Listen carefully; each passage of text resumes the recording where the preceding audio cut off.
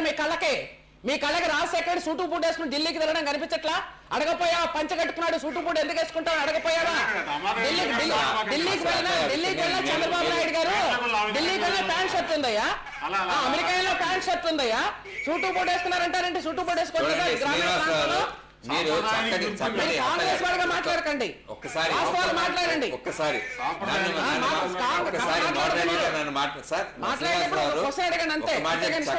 పాలసీల గురించి మీరు అడుగుతున్నారు, మనం వేషధారణ గురించి ఎందుకు డైవర్ట్ అవుతాం? పాలసీల గురించి మాట్లాడుతుంది వాళ్ళు ఇప్పుడు అందరూ కలిసి తెలియదు ఎప్పుడు ఒకే దాంట్లో ఉంటారు. దీని మీద నేను చర్చ ఇప్పుడు దయచేసి ప్రేక్షకులందరూ వేషధారణ గురించి కాకుండా పాలసీల గురించి మాట్లాడదాం. నాయకులందరూ పంచ కట్టుకున్నారే అనుకుందాం అనుకోండి, అయినా మన సమస్యలన్నీ పోతాయా? అందుకని వాళ్ళు బూట్ వేసుకున్నా ప్యాంట్ వేసుకున్నా మనకు తిరిగేది లేదు, పంచి కట్టుకున్నా వచ్చేది లేదు. కనుక పాలసీల గురించి మాట్లాడదాం, ఈ అవకాశాన్ని దానికి సద్వినియోగం చేసుకుందాం. ఒక డాక్టర్ గారు ఒకటండి, వారు చెప్పింది కానీ వారు మాట్లాడింది ఒకటేనండి. ఉచిత విద్యుత్ గురించి ఒక శ్రోత ఆయన చక్కటి ప్రశ్న అడిగారు. అంటే అంతకు ముందు ఇది సాధ్యం కాదు అన్న పార్టీ మీరంటే అప్పుడు ప్రస్తుతం దాన్ని మళ్ళీ ఇస్తాము అంటున్నారు కదా, ఇది మారింది ఎందుకని? ఇప్పుడు మరి ఆర్థిక వనరులు ఎలా సమకూరుతాయి? ఒకటి వింటారండి, చెప్పండి. 3 సంవత్సరాలు వర్షాలు లేకుండా ఈ రాష్ట్రంలో కరువు ఉన్నప్పుడు కరెంట్ ఉత్పత్తి చేయడానికి ఏమాత్రం అవకాశం లేనప్పుడు కూడా చంద్రబాబు నాయుడు గారు నాణ్యమైన కరెంట్ ఇచ్చారు. 9 గంటలు కరెంట్ ఇచ్చారు. ఆ రోజున ఎప్పుడు కూడా కరెంటు పోతలేదు. 3 సంవత్సరాలు పుష్కలం మీరు ఉండండి, 3 సంవత్సరాలు పుష్కలంగా వర్షాలు పడ్డా రిజర్వాయర్ నిండినా కూడా, ఎక్కడ పెట్టినా కూడా వర్షాలు నీళ్లు కుంటల చెరువులు నిండినా కూడా ఈ రోజు కరెంట్ ఉత్పత్తి చేయడం లేదు. వీళ్ళకి చేత కావడం లేదు. ఇంత వర్షాలు పడి రిజర్వాయర్లు నీళ్లు ఉన్నాయి కాబట్టి ఈ వర్ష ప్రభావం ఇంకా 3-4 ఏళ్ళు ఉంటుంది కాబట్టి తప్పనిసరిగా ఇప్పుడు ఉచిత కరెంట్ ఇవ్వడానికి అవకాశం ఉందని చంద్రబాబు గారు చెప్తున్నారు. అంతేకాదు ఒకసారి చేస్తానన్నది ఇప్పుడు ఎందుకు చేయలేదు, అప్పుడు అనలేదు కాబట్టి మీరు ఆపేనంటే, మీరు కాంగ్రెస్ గవర్నమెంట్ గతంలో అంత ఉచిత కరెంట్ ఇచ్చింది, 40 ఏళ్ళు పరిపాలన చేశారు. ఉచిత కరెంట్ ఇచ్చారా? చంద్రబాబు నాయుడు గారు పెంచడానికి ఏం కాదు, 40 ఏళ్ళు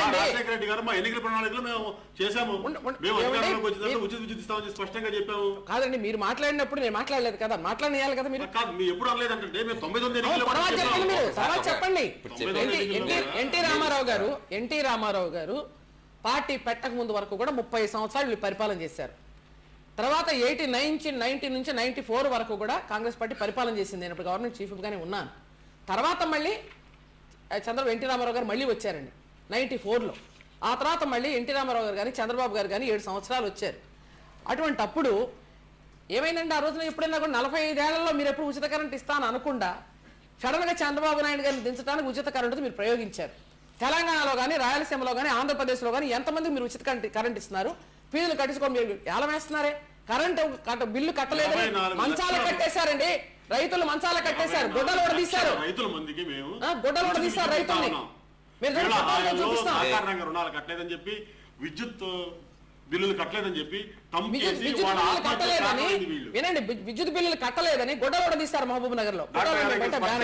ఇందులో ఒకటి ఉచిత విద్యుత్ ఎన్నికల్లో లాభాలు తేవడం లేదని చంద్రబాబు నాయుడు గారు స్వయంగా చెప్తున్నారు. ఆయన అన్న మాటలు ఒకసారి చదివి వినిపిస్తున్నారు. ఉచిత విద్యుత్ ఎన్నికల్లో లాభాలు తేవడం లేదు, పైగా నష్టదాయకం అవుతుంది. ఉచితంగా విద్యుత్ ఇస్తామని వాగ్దానం చేసిన అకాలీలు 1999 పార్లమెంట్ ఎన్నికల్లో ఓటమి పాలైన విషయం తెలుసుకున్నారు. అదే సంవత్సరం అసెంబ్లీ ఎన్నికలు అధికారంలోకి వస్తే ఉచిత విద్యుత్ ఇస్తామని కాంగ్రెస్ పార్టీ వాగ్దానం చేసింది. నేను గ్రామాల్లో ప్రజలకు మళ్ళీ చెప్పాను, ఉచిత విద్యుత్ కావాలో, నిరంతర విద్యుత్ కావాలో, సరఫరా ఇప్పుడు ఎందుకు చెప్తున్నారు?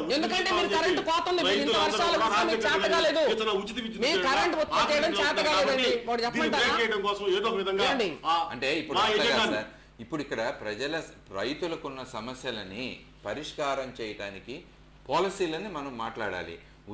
రైతులను ఆకర్షించడానికి ఉచిత విద్యుత్ బాగా పనిచేస్తుందని మీరు అంటున్నారు. ఉచిత కరెంట్ ఎక్కడండి? ఇప్పుడు రాజశేఖర రెడ్డి కొడుకు, దివాకర్ రెడ్డి కొడుకులు వీళ్ళంతా కూడా కరెంట్ ప్రాజెక్టులు పెట్టుకున్నారండి అన్ని చోట్ల కెనాల్స్ పైన. వాళ్ళు కరెంట్ అమ్ముకోవడానికి రాష్ట్రంలో గవర్నమెంట్ తరఫున కరెంట్ ఉత్పత్తి లేదు. ఈ రోజు వర్షాలు పడ్డా కూడా కరెంటు కోత ఉంది మనకి. 7 గంటలు కూడా రైతులకు ఇవ్వడం లేదు. పాములు గారు చచ్చిపోతున్నారు, షాక్ కూడా చచ్చిపోతున్నారు. కాబట్టి వీళ్ళు శాతగాటలేదు, వీళ్ళంతా కూడా పబ్బం గడుపుకుంటున్నారు, కరెంట్ అంతా వీళ్ళు అమ్ముకుంటున్నారు. ఎక్కువ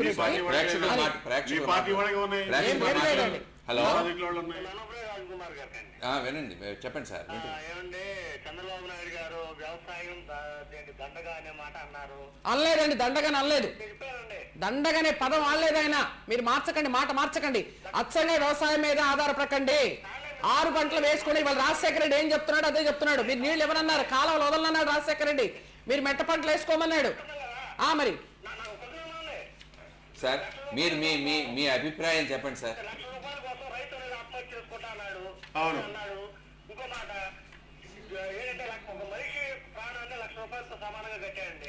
ఏమి కట్టలేదండి, మీరు ఇటు కల్పితాలు చెప్పకండి. అదే కాదు రాజశేఖర రెడ్డి ఏమన్నాడండి, విజన్ 2020 రాజశేఖర రెడ్డి ఏమన్నాడు, ఆన్లైన్ లో